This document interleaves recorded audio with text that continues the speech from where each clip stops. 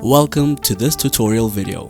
The goal of this video is to show you how to set minimum, maximum and reorder quantities for your stock items.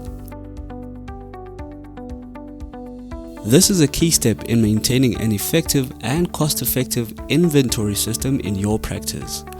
By setting the minimum quantity, you ensure that essential items never run too low. This helps prevent stockouts and disruptions in patient care. The maximum quantity helps prevent overstocking.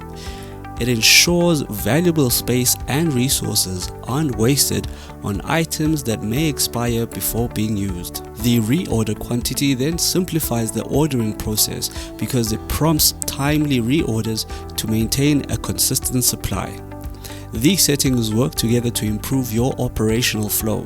They also help you deliver high quality care to your patients. Now, this video tutorial will begin on the stock setup item screen. If you're unsure how to navigate here, please refer to the user manual, stock setup screen, navigation and use. Alright, so we'll start by clicking the desired stock item and the stock item sidebar will open. Thereafter, we'll click on the levels breakdown, and then we'll see the level for this specific stock item. We'll then click on the enable disable editing button, and now we'll be able to input our minimum, maximum and reorder quantity. Alright, so starting with the minimum quantity, which is the lowest stock before a reorder is needed, and this helps prevent running out of essential items.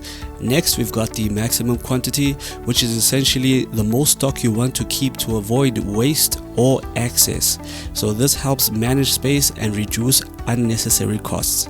And then lastly, we've got the reorder quantity, which is the amount you want to order when stock hits the minimum level. So this keeps the supply consistent without overstocking.